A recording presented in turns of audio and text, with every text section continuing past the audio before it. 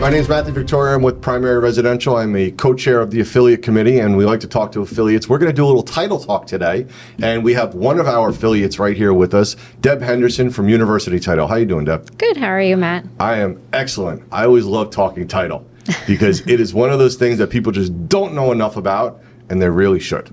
Absolutely. It's one of the most important things that they have to protect them in their transaction. What is the true benefit or meaning of title for people in a transaction?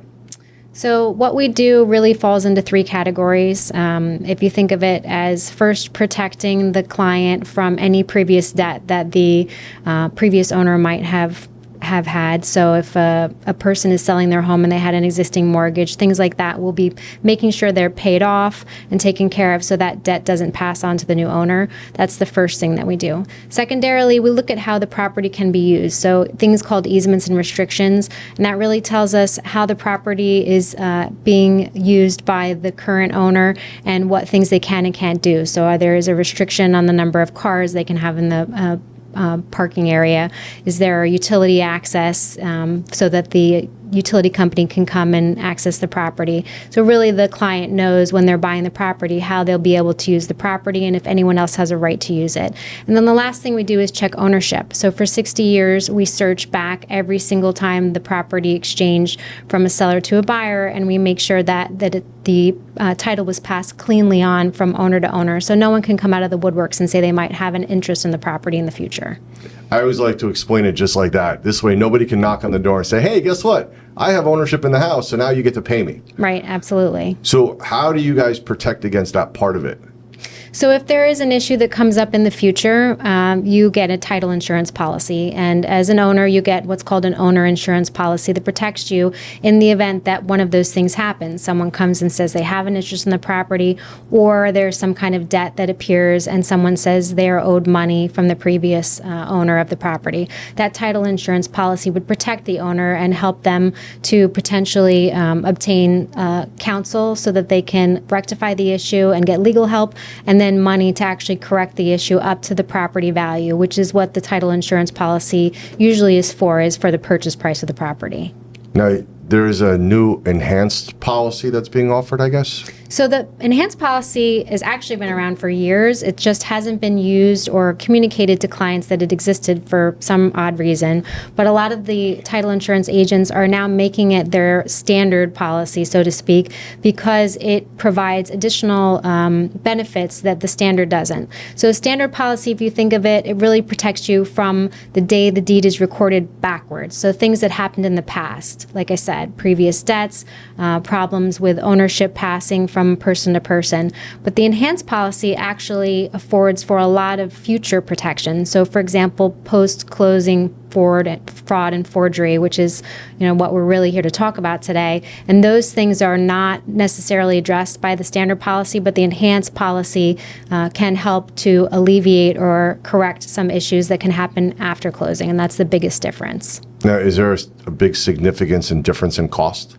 Not really. Your average purchase price is between $400,000 and $600,000. You're talking a couple $100. If you're getting into the millions of dollars, then yes, it could be $500-$600 difference. But remember, it's a one-time fee you're paying at closing. It's rolled into closing costs, and it protects you for as long as you own the property or your heirs do. So it's really a great investment. And the enhanced policy actually increases in value. So where a standard policy, let's say you buy your house at $100,000, that policy is only good for $100,000, even if your property 10 years down the road is worth more. An enhanced policy's value actually increases a small percentage over the first few years, so you're getting more protection over time. Now that I actually did not know, so I just picked up a nugget too. Excellent. It sounds like it's money that's well spent for people. Absolutely. So let's talk about what we're really here to talk about today, which is the fun stuff.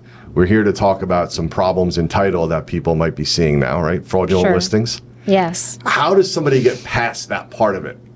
So typically what happens is the fraudsters will research properties out there. They're looking for a home that has a lot of value and equity. Maybe there's no mortgage.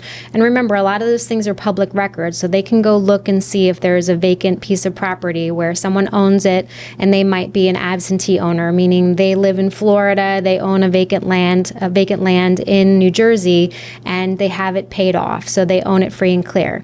That's what the fraudsters are really looking for, so they can tap into that and potentially see if they can pretend they are the seller and collect money on that. And they'll reach out to a listing agent and say, hey, I want to list my property. And usually there's a lot of red flags involved with that. And it's a quick sale, want a cash deal. Oh, by the way, don't put a sign on the property because I want it, to be kind of kept on the down low. They'll often say there's something going on in their family and they can't actually communicate via anything but text and email.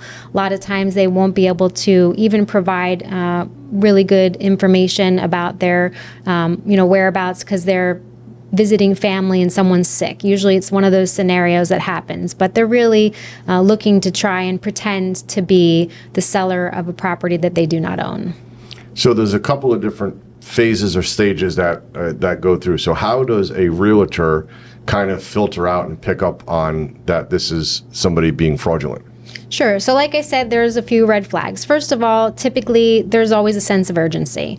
This needs to happen and they want to have a cash deal, especially because when you look at a cash deal, there's less eyes looking at the transaction versus when you have a lender needing proof of certain things. So that's one thing, is that there's this sense of urgency. Secondly, again, they want to kind of keep control over the transaction. So, for example, when a seller sells a property, whether it's there's a home on it or it's vacant land, there's documents that need to be prepared on their behalf. Conveyance documents is what they're called. And it includes a deed, an affidavit of title, seller residency form, and 1099 form. Typically, an attorney will provide these and create these for the seller, work with the seller to have them executed. They need to be witnessed and notarized, some of those documents, in front of someone.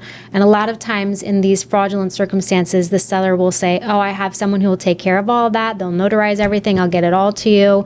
And that can be a red flag because there's no one that who actually can validate this person is who they say they are. So that's another red flag, is that they really want to control all the documentation and they don't let anybody else come in who could potentially verify who they actually are, their identity. And then, like I said, typically there's also, sometimes they'll ask for undervalue. So they'll say, I just want to get rid of it because there's some kind of family circumstance. So I don't need top dollar. I just want to get it done in a couple weeks and be, done with this property. Mm-hmm. So those are really the three major things you're looking for, is that they want something done quickly, that they don't want anybody else involved in the transaction in terms of preparing their documents, and that they are looking potentially even for something that may not be at market value because they just want to unload it quickly. Now, is this where it's picked up by the realtor? Now, the attorney, would they be doing the same thing? So the attorney would be doing the same thing in terms of trying to validate or verify the identity. But really, the important thing as an agent is that they need to, number one, they can look at the tax records. You can see who the owner is in the county's websites and see where the tax bills are going. Now, the fraudsters can do that too, but what you should be doing is, if you're working with a reputable title company, or even if you're not working with the title company, let's say it's a cash deal and you really don't have to work with a title company, you can work with an attorney. Somebody needs to send a letter, and it should be a return receipt letter that's sent to the sellers at the address that's on their property tax record to verify that they actually are in fact the owner of the property and that they are selling. And that's the first thing as a title agency we will do if we get a transaction where there's vacant land involved, is we'll send that letter that has to be signed by the seller and sent back to us, verifying that they in fact are looking to sell the property. A simple but important step. Absolutely. And you can also do some research. I mean, we live in the day of social media.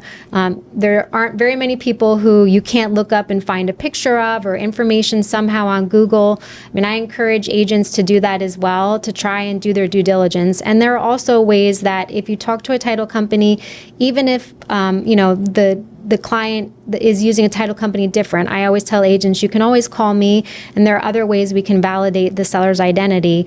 We can look on the county records to see who actually did the actual original transaction and prepared the sales documents when they purchased that vacant land.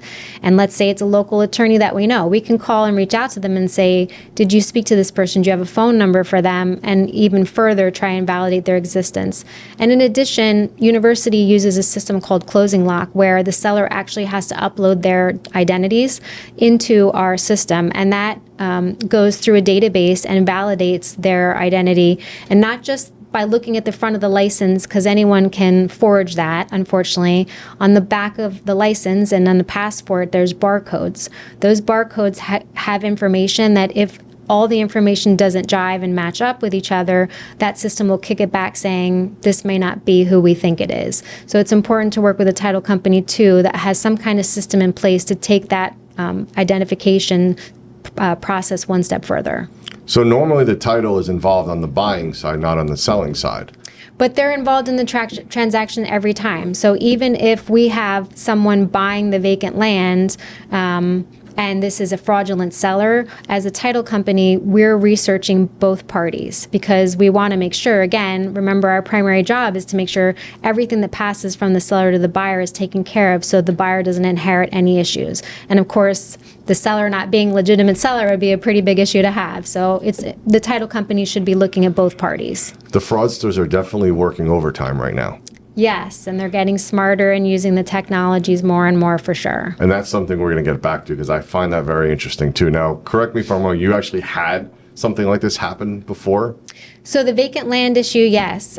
So we actually sent out an email to all our prior clients, just kind of warning them of this issue, especially when it really started to become a bigger problem in New Jersey and in Ocean County.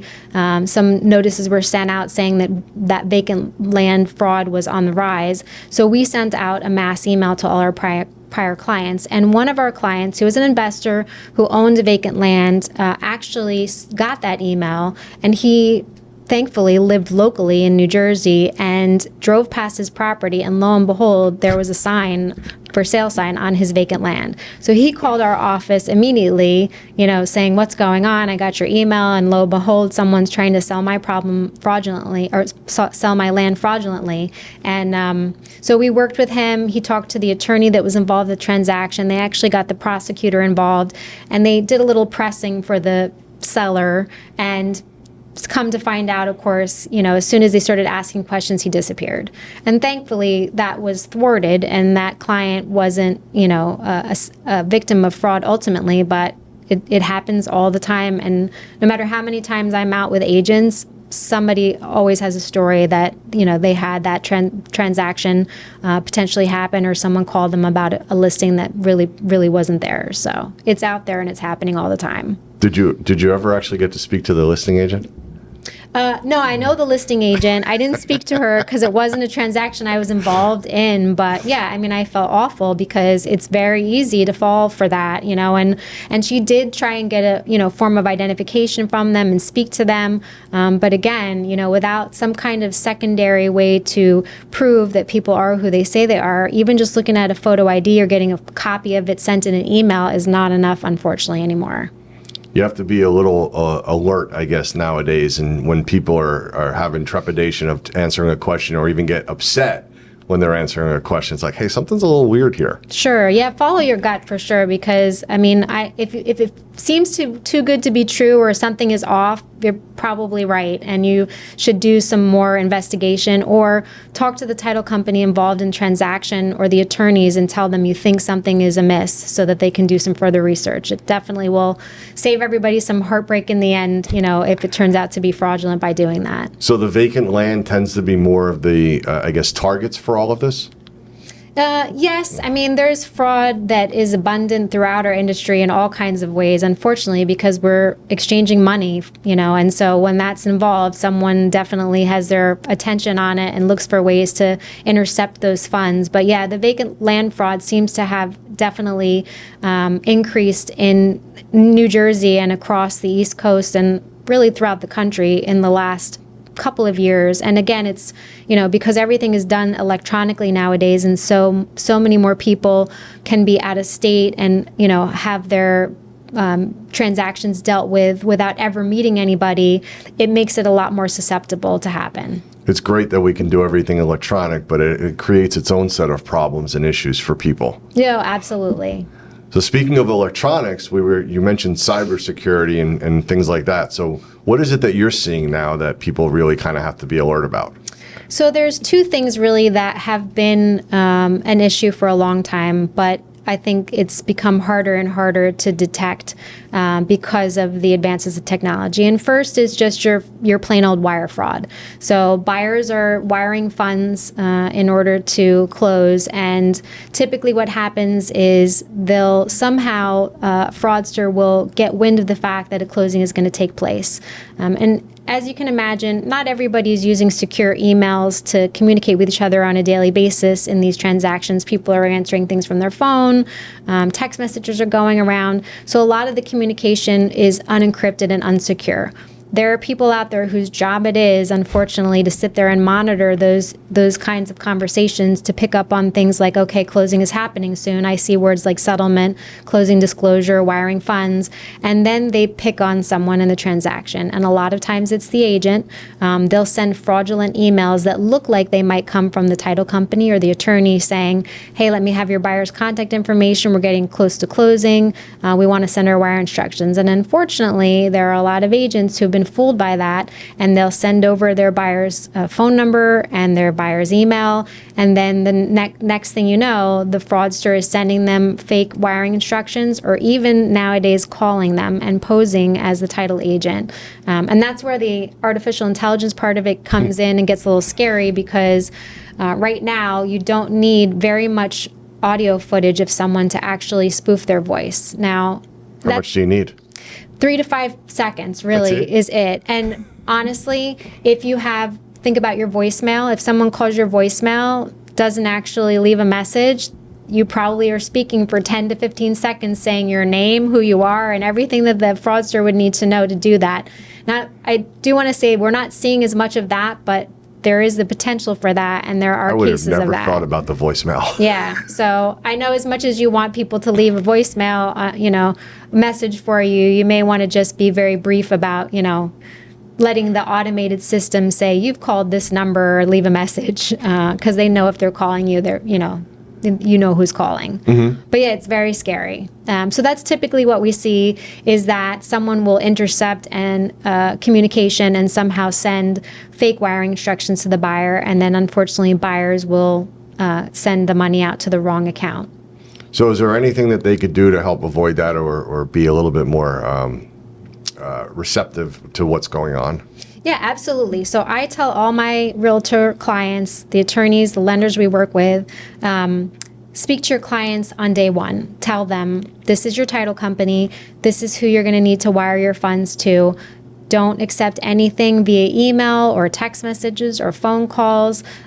Call to verbally confirm the instructions before you send your money at your bank, and even giving them the phone number to call for the title company and telling them to put it in their phone right then and there. Yeah, and that's super important, because there's a lot of ways they could get false information about where to call to verify their funds. So as the agent, if you actually give them the title company's phone number right then and there, they have it programmed in their phone, then there's not really any chance of, if someone calls incoming and it's not a phone number that's that phone number, they should know to ignore it, and only call that number in order to validate them. And then also working with the title company that sends the instructions and information with some kind of encryption. Again, that system closing lock that we use, title companies all have different systems, so most of us use some kind of secure system, but that's very important. But nothing replaces communication up front, telling your clients, this is your title company, this is their phone number. If the hairs on the back of your neck are standing up, or your spidey sense is going off, chances are there's probably something a little amiss. Right. And I know the whole secured email becomes a little annoying for people sometimes, but you know what? It's a little bit of precaution that could actually go a long way for people. Sure, absolutely. I'd rather have people, take that extra few minutes to validate the information and do the right thing than, unfortunately, be the victim of fraud and lose, hundreds of thousands of dollars. Because the reality is when it's gone, it's very difficult to get back. And in most cases, you will not. Because by the time it leaves, it's going overseas, and then it becomes very difficult to track. And local authorities really can't get involved if they confirm that money has gone out of the country. Have you guys encountered any of those yet? Oh, sure. I mean, definitely. There have been near misses that we've had. Fortunately, we've got a great staff and they're trained to pick up on that.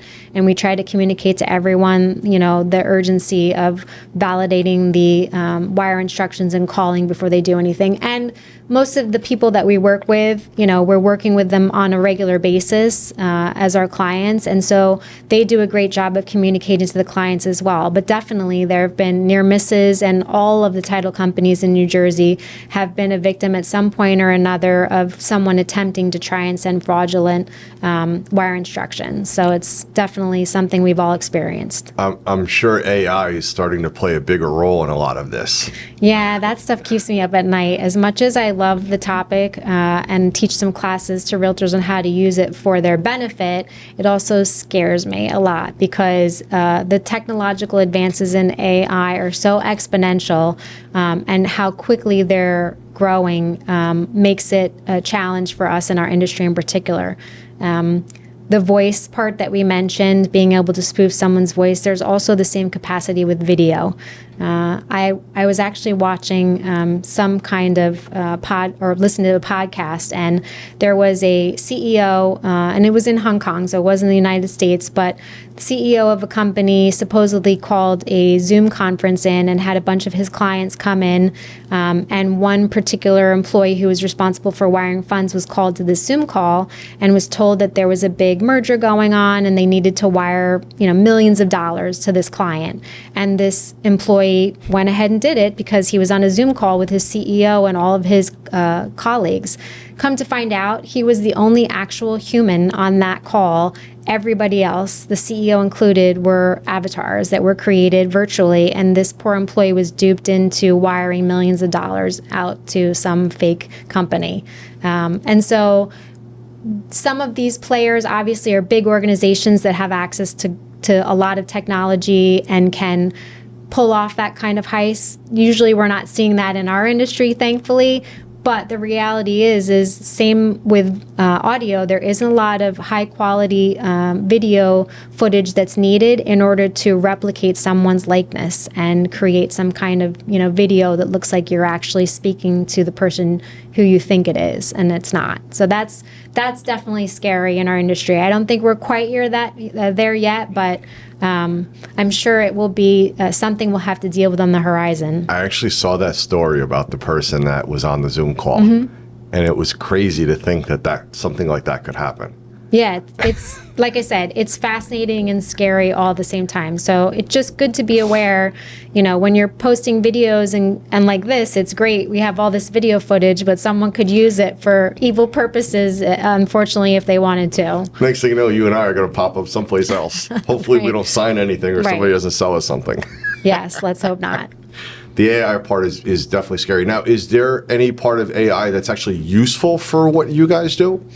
Absolutely. I mean, from a marketing and advertising perspective, AI definitely plays a big role. I mean, a lot of things that we did manually, you don't have to. You have things like ChatGPT, Google Gemini that you can use to help create content and provide information to people in that way. But from a business standpoint, no, not really. I mean, the title industry and any industry having to do with money exchange, everything takes so long to get pushed in a different direction in terms of, approving things as part of a process change. Mm-hmm. I don't see that, AI will be really integrated into our title business, anytime in the near future. But for generating business and that kind of thing, yeah, absolutely. I mean, I personally use it all the time.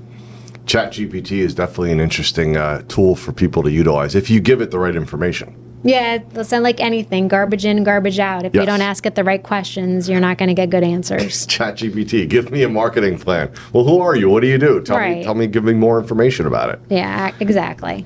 And so what's the differentiation? Like, there's a lot of title companies out there. Mm-hmm. So for somebody who's a buyer, and is it a cost thing where it's like, oh, I'm going to go with the cheapest title company? Like, how does that help, or what should a buyer be looking at? Sure. So actually, there is no differential in price because everything is regulated by the state. So in New Jersey, what you pay for your title policy is set based on your purchase price and your loan amount if you have a loan. The searches that we do to make sure that everything is passed from seller to buyer without any title issues. All are set fees. Really, the only differences are in some of the settlement fees that we can charge, and maybe if there's a transaction fee that we can charge because of the software we use. So you're usually talking $50 to $100, if that, difference between different title companies. So that's really not where people should be looking for differences to pick the company they want to use. What they really should be looking for is knowledge and communication. So many things can happen during the course of a transaction. You and I both know we've probably seen our fair share of all kinds of things, in a transaction that can happen. And as a title company, if you're not aware and anticipating those types of things and communicating with all parties about them to resolve them when they do arise, then we get delays in closing or even potential cancellations of deals because problems can't be solved in time. So really that knowledge base is number one, in my opinion. And number two is the communication. I mean, I come from a background of project management. I kind of treat this job like that as well. We have an ultimate deadline we're trying to get to, which is closing date, and we have a bunch of people involved who need to perform specific tasks up until that point. So I view it as my job as a title agent and a salesperson to help make sure all those things are on track to get to closing. And unfortunately, some title companies are great at that and some of them are not. And so it's important to work with a company who communicates to all parties and knows what they're doing. That one I could not agree upon more. So let's just say, so we can say that it's really not a price thing, it's more of a service thing. Yeah, absolutely.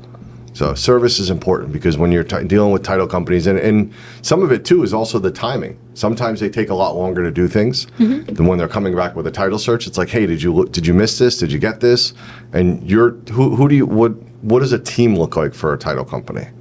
Well, it depends on the size. I mean, we're a smaller boutique agency, so everyone in our office is really cross-trained to do everything because we all jump in when it gets bigger. We're kind of more like an accordion. So we expand to the size we need to be and contract when we need to be, when things are slower.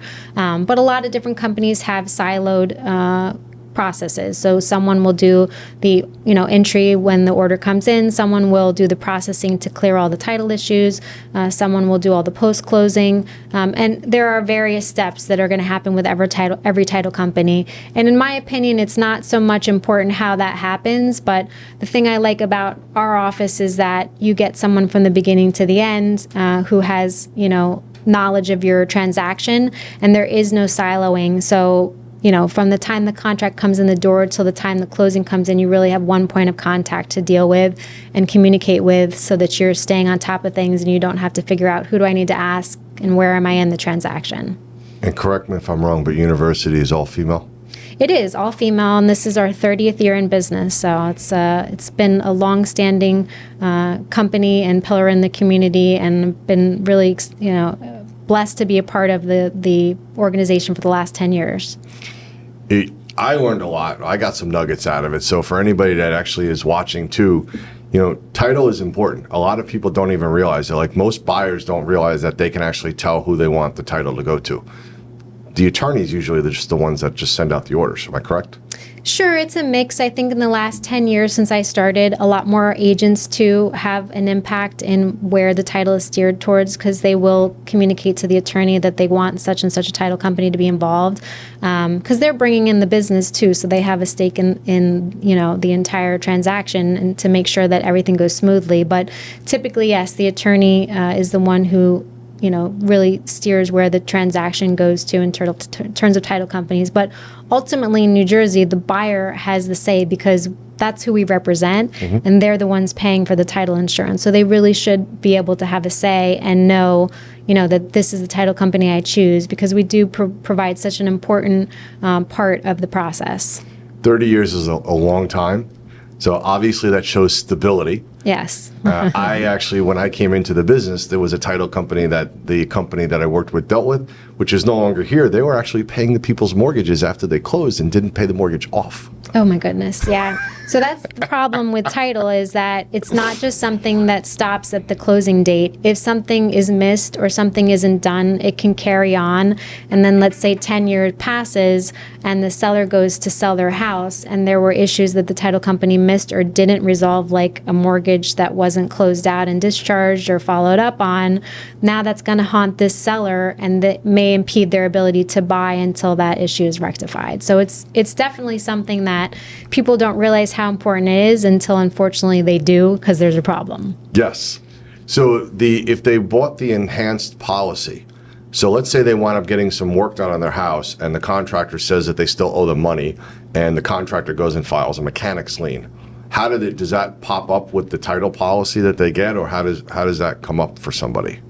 So every case is different, and if something pops up after closing that the client isn't sure of, the best thing that they can do really is to follow up with their title agency and explain the situation, and we can advise them whether or not the title policy would help address that problem. But yes, there are a variety of things that enhanced policy covers that are post-closing issues or post-closing occurrences, like encroachments on the property or something that develops after the case, or post-closing fraud or forgery. But when in doubt, my best advice would be definitely, if they have an enhanced policy and something happens after closing, call the title agency and find out, does this apply? Because the title policy, if they look at it, they may not understand.